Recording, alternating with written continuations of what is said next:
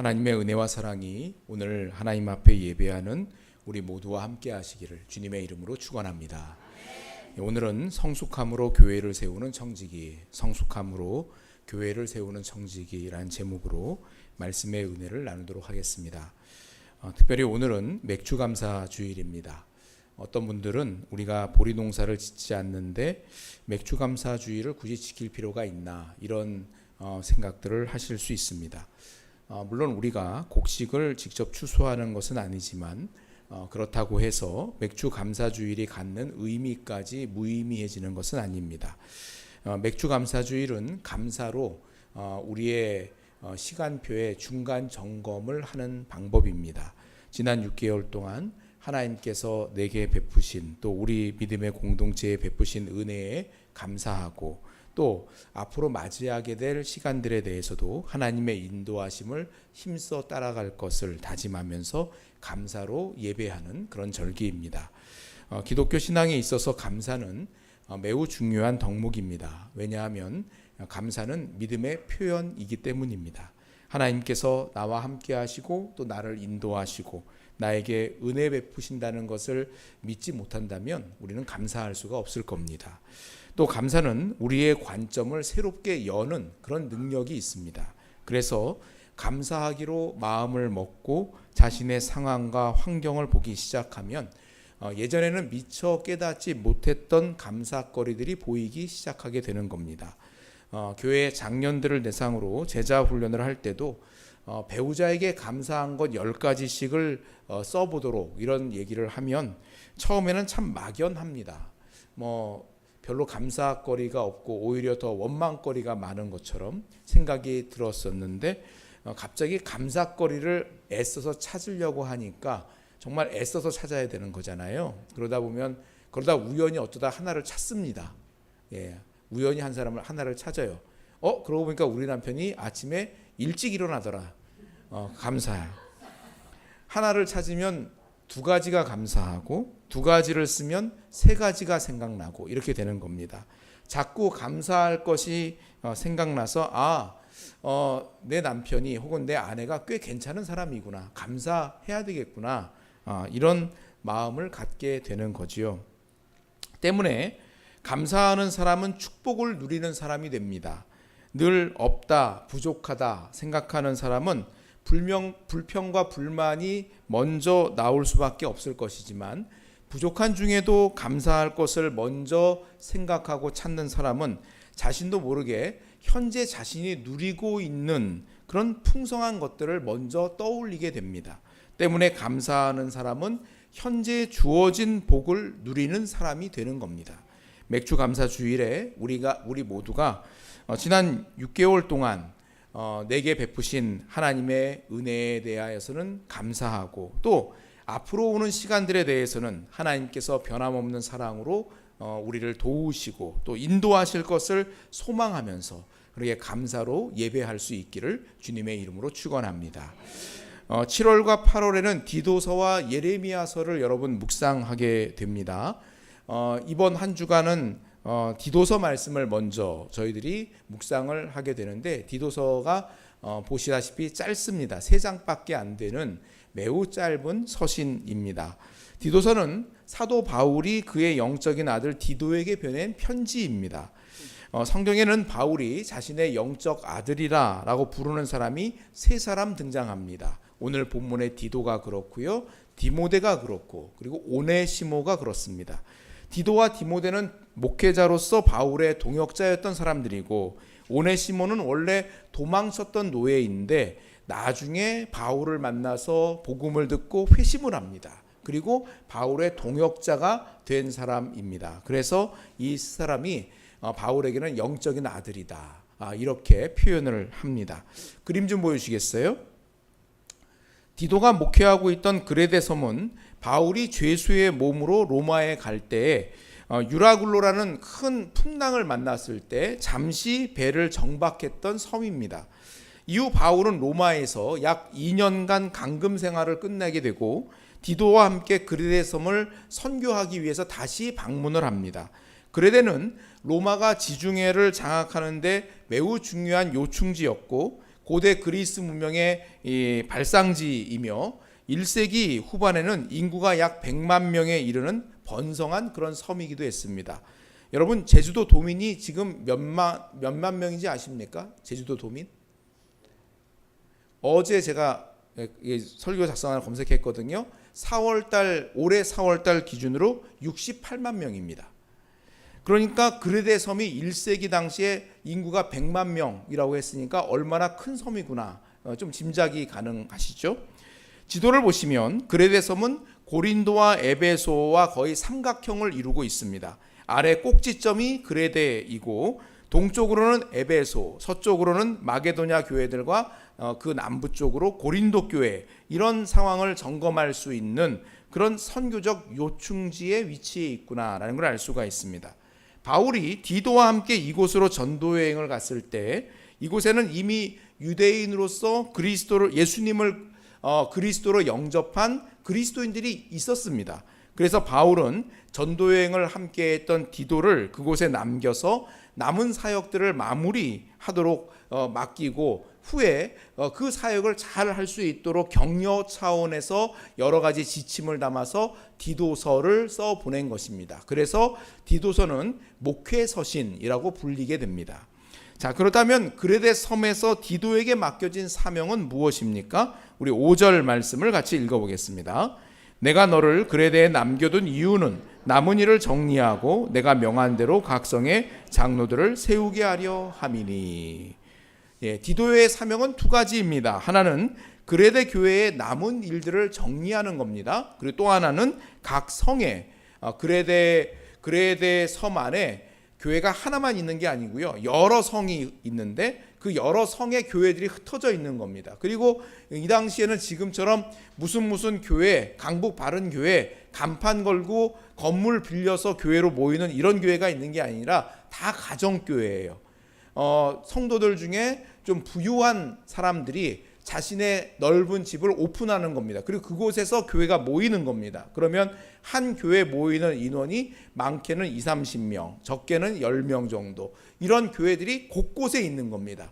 각 성에 그런 교회들이 있는 거예요. 그래서 각 성에 장로들을 세워야 한다라는 것이 이 두 가지가 디도에게 맡겨진 사명입니다. 디도가 고린도 이 그레데 섬에 있는 교회들에서 바로잡아야 될 문제란 아마도 육체의 할례를 받아야 구원을 받을 수 있다고 주장했던 그 이단 문제를 해결하는 것이었을 것으로 예상할 수 있습니다. 10절과 11절에 그게 나오는데요. 우리 한번 읽어볼게요.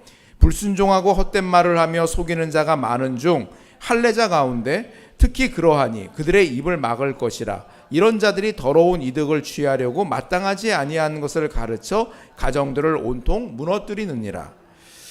할례파는 유대인들 중에 예수님을 구주로 믿고 그리스도인이 된 사람들 중에 활동했던 이단들입니다. 이들은 예수 그리스도의 십자가 보혈만으로 그것으로 구원받는 것은 부족하고 온전한 구원을 이루려면 구약의 언약인 할례를 받아야 된다. 이스라엘의 언약 백성들이 언약의 상징이 할례를 받는 거잖아요. 그러니까 예수님을 믿는 것으로 온전한 구원이 되지는 않고 할례까지 받아야 된다라는 주장을 하는 사람들이었습니다. 이와 같은 거짓 가르침이 어찌나 극심했던지 교회에 속한 가정들을 온통 무너뜨렸다라고 표현하고 있습니다. 또 외적으로는 교회가 속해 있던 그레데 섬은 매우 부도덕한 풍습이 만연한 그런 지역이었습니다. 우리 12절과 13절도 읽어보겠습니다. 그레데인 중에 어떤 선지자가 말하되 그레데인들은 항상 거짓말쟁이며 악한 짐승이며 배만 위하는 게으름뱅이라 하니 이 증언이 참되도다. 그러므로 네가 그들을 엄히 꾸짖으라. 이는 그들로 하여금 믿음을 온전하게 하고. 그레데인들은 지중해 지역에서 평판이 좋지가 못했습니다. 그레데 사람처럼 행동한다라는 말은 거짓말쟁이다라는 관용어구처럼 쓰였습니다. 때문에 사도 바울은 그와 같이 평판이 좋지 않은 지역에서 교회들이 있는 거잖아요. 그러면 교회의 지도자들을 세우는데 그들은 더욱더 경건하며 건전한 사람들이 세워져야 한다라는 것을 강조하여서 말하고 있는 겁니다. 건강하고 경건한 교회 지도자는 교회 내적으로는 거짓된 가르침을 물리치는 강한 방패가 될 것이고, 또 교회 외적으로는 교회의 빛됨을 나타내는 증거가 될 것이 분명하기 때문인 겁니다. 바울이 제시하는 교회의 지도자를 세우는 기준은 크게 세 가지로 나누어 볼 수가 있습니다. 첫째는 가정을 잘 다스려야 한다라는 겁니다. 우리 6절을 읽어보겠습니다. 책망할 것이 없고 한 아내의 남편이며 방탕하는 비난을 받거나 불순종하는 일이 없는 믿는 자녀를 둔 자라야 할지라.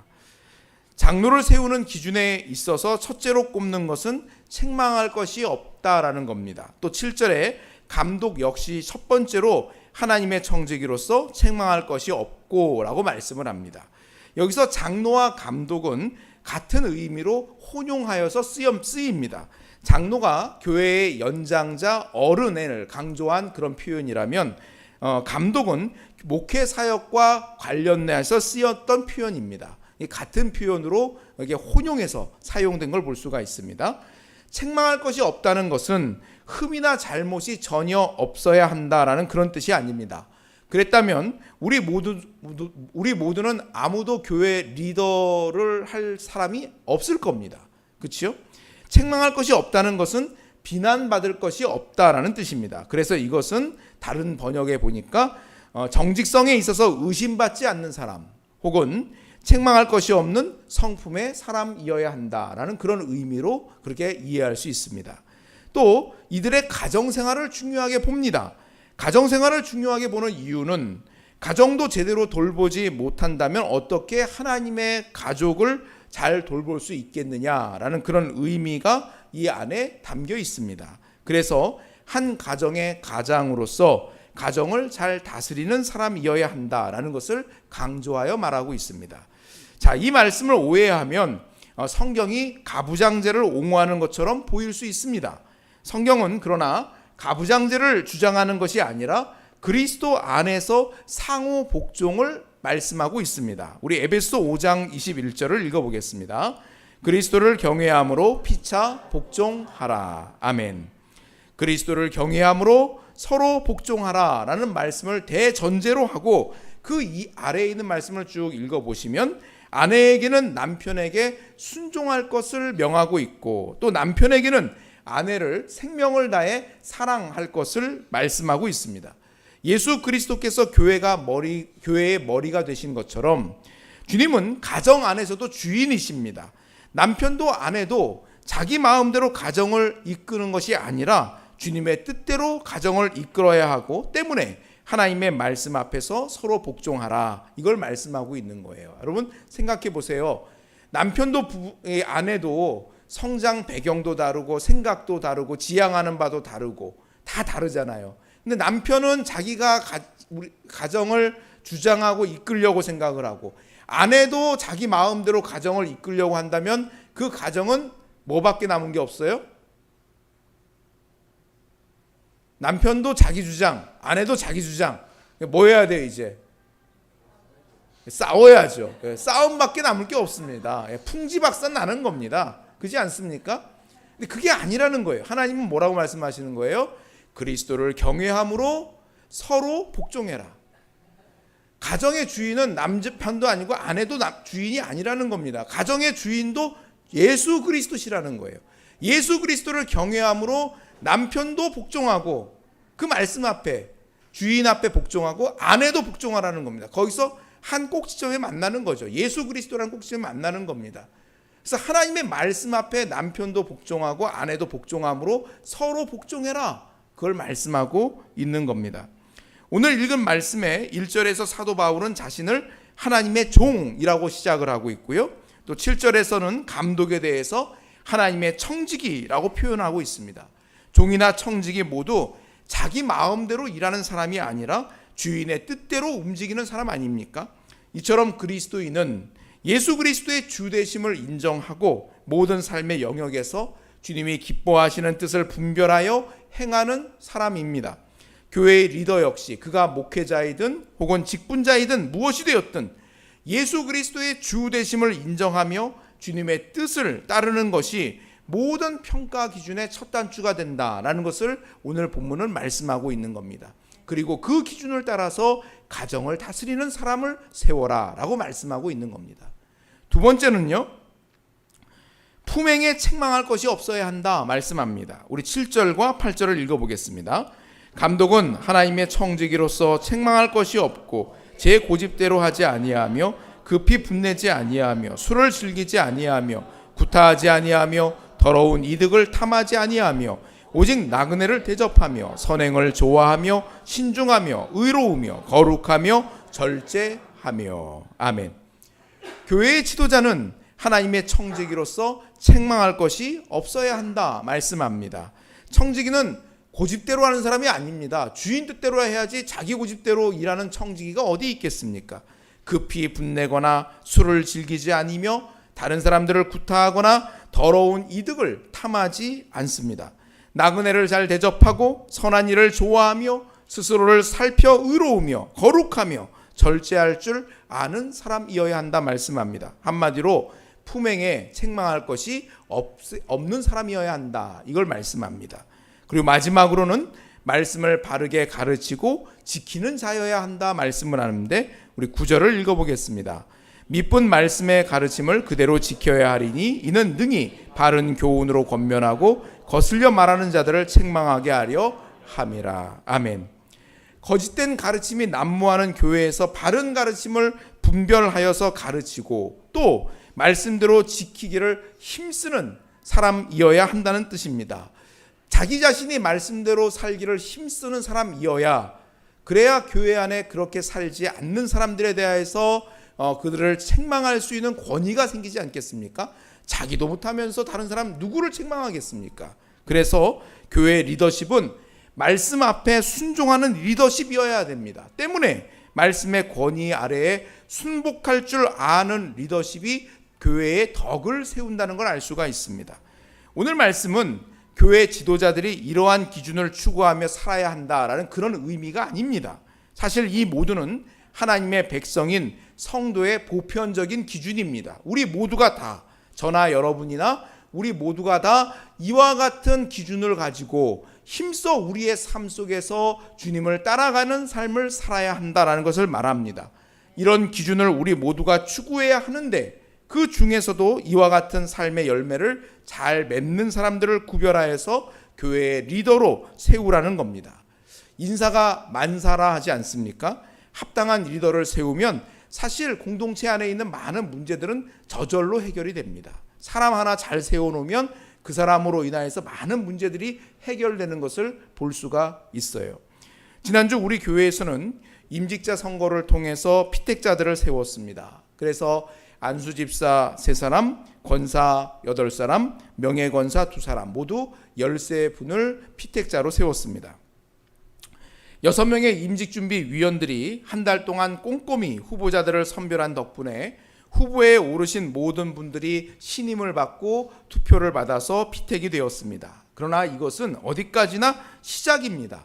앞으로 임직을 받을 분들이나 또 우리 교회에 속한 모든 성도님들이나 계속하여서 예수 그리스도를 닮아가야 할 그런 사명이 우리 모두에게 있는 겁니다. 한 사람 한 사람이 더 성숙하여 가고, 그래서 그 말과 삶 속에 아름다운 열매들을 맺어가게 될 때에 이 모두는 빛 대신 주님을 증거하는 강력한 도구가 될 것입니다.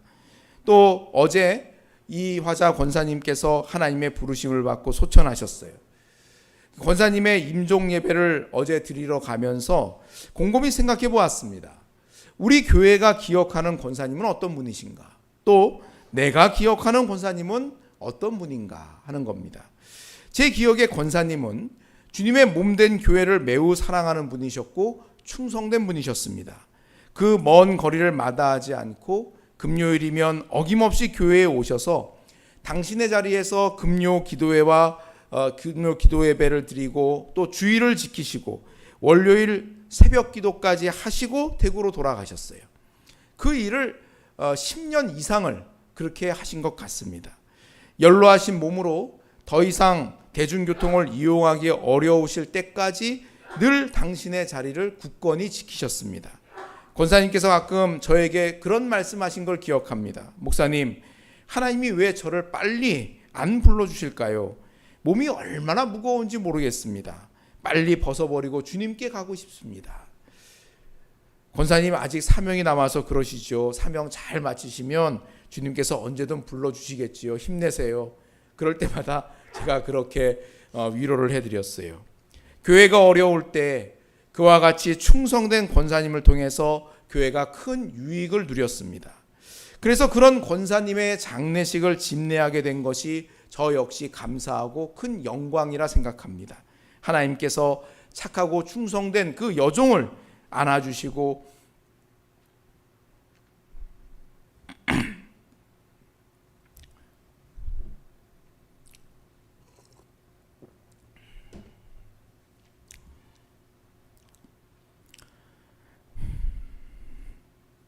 그 여종을 위로하여 주시고 또 큰 상으로 함께 하실 줄로 믿습니다.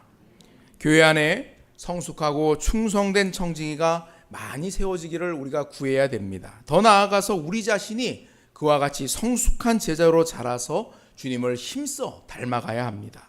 리더가 없다고 말하지 말고 내가 있는 곳에서부터 작은 일에서부터 나 자신을 힘써 주님 앞에 드려서 하나님께 쓰임받는 우리 모두가 되기를 바랍니다. 주 안에서 성숙한 자로 자라가며 믿음의 공동체를 세워가는 청지기들이 다 될 수 있기를 주님의 이름으로 축원합니다. 아멘. 우리 이 시간 찬양 228장 하시면서 성찬 진행하겠습니다.